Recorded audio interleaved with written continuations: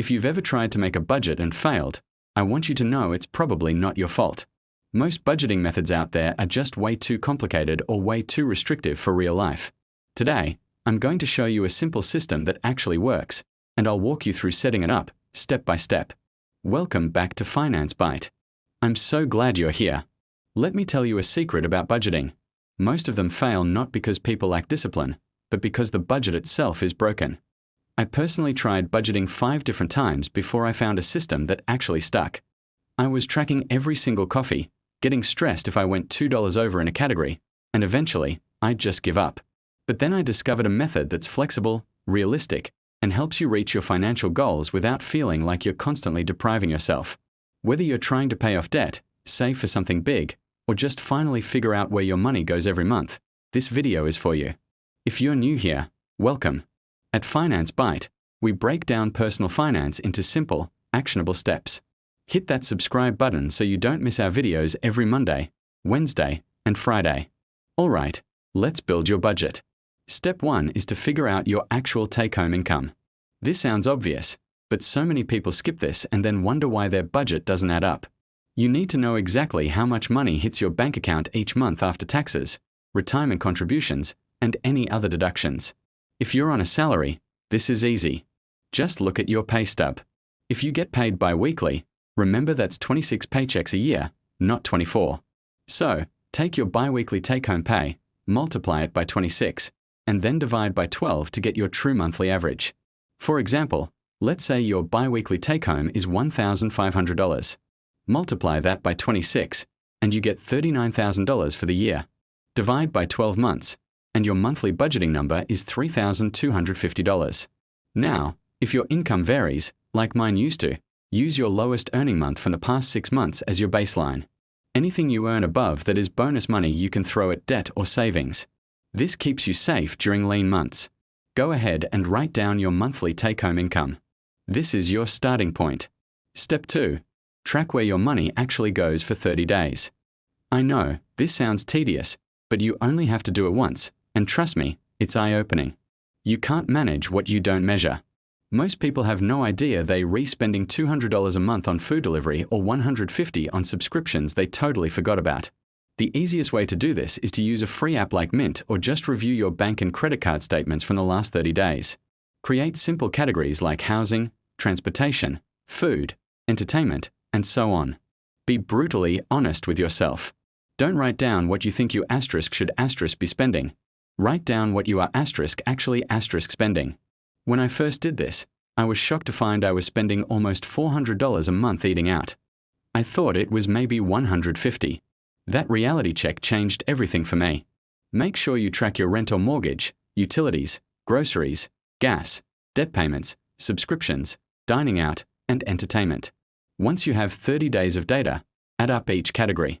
Now you have your baseline spending, so keep those numbers handy for the next step. Step 3 is to apply the 50-30-20 rule. This is the simple, flexible framework that finally made budgeting click for me. It's based on percentages, not rigid dollar amounts. Here's how it works. 50% of your after-tax income goes to your needs, 30% goes to your wants, and 20% goes to savings and extra debt payments. Needs are the things you absolutely must pay to live and work. We are talking rent, utilities, groceries, transportation, insurance, and your minimum debt payments. These are non-negotiable. If your needs are taking up more than 50% of your income, you have a math problem, not a budgeting problem. You either need to increase your income or find ways to drastically cut your housing and transportation costs. Wants are everything else that makes life more enjoyable but isn't essential. This is your dining out, streaming services, hobbies, vacations, and new clothes. This is your fun money, and it is important. A budget that has zero room for joy is a budget you're going to quit. 30% gives you the breathing room to enjoy your life while still being financially responsible. Finally, that 20% for savings is how you build your future. This includes building your emergency fund, investing for retirement, making extra debt payments, and saving for other big goals. This is what builds wealth. If you can't hit 20% right away, don't worry. Start with 10 or 15% and work your way up as you cut expenses or increase your income. Let's use our earlier example. With a monthly income of $3,250, That's $1,625 for needs, $975 for wants, and $650 for savings. Now, compare your track spending from Step 2 to these new targets. Step 4. It's time to adjust and optimize. Look at your actual spending versus your new 50-30-20 targets. Most people find they're overspending on wants and undersaving. That's totally normal. Now you can make intentional decisions about what to cut. This is where you get strategic. Look at your wants category. What spending actually brings you joy, and what's just a mindless habit? I realized I was spending $60 a month on a gym membership I only used twice. That got cut immediately. But my $15 Netflix subscription brought me real value, so it stayed. Be ruthless with what doesn't matter and generous with what does. Some quick wins to find extra money. Cancel unused subscriptions, call and negotiate your phone and internet bills, and try meal prepping instead of eating out for lunch every day.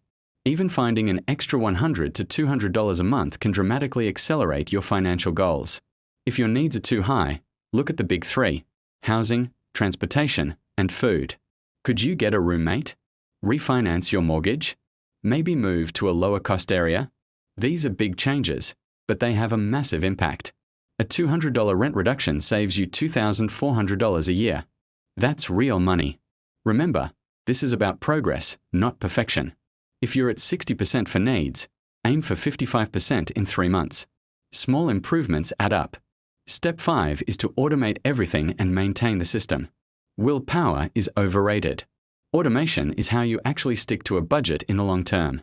Set up automatic transfers for your savings and investments on payday. Set up auto pay for all your bills. This removes the decisions and the friction. Here's my exact system. The day my paycheck hits my account, automated transfers immediately pull out my savings percentage. Then my bills are paid automatically throughout the month. Whatever is left in my checking account is my guilt-free spending money for wants and variable expenses. I can't overspend because the money simply isn't there anymore. It's already working for my future.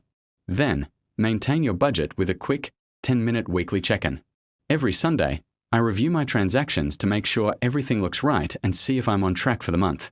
That's it. Just 10 minutes. If you notice you're overspending, you can correct course before the month ends. Also, review your full budget every quarter. Life changes. Your income might go up, or your priorities might shift. Your budget needs to evolve with you. Every 3 months, look at the big picture and adjust your categories and your automation to reflect your new reality. Before we wrap up, let me save you from the mistakes I made.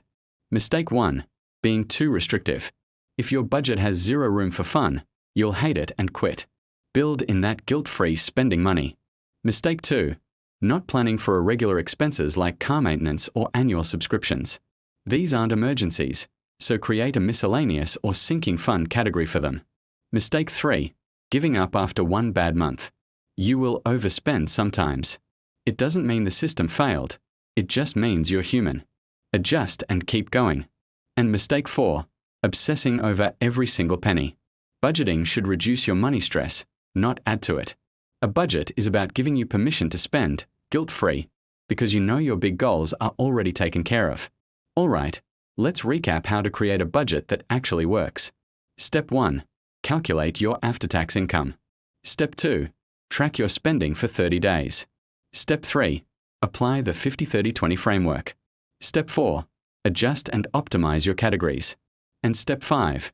Automate everything and maintain it with weekly check-ins. Your action step for this week is to complete Steps 1 and 2. Calculate your take-home pay and start tracking your spending today. Don't wait. Start now. Drop a comment below and tell me your biggest budgeting challenge so I can help you out. If this video was helpful, please hit that like button and subscribe to Finance Byte for more practical money advice. In our next video, we are diving deep into emergency funds and how much you really need to save. It's probably not what you think. Thanks for watching, and I'll see you in the next one. Now go take control of your money.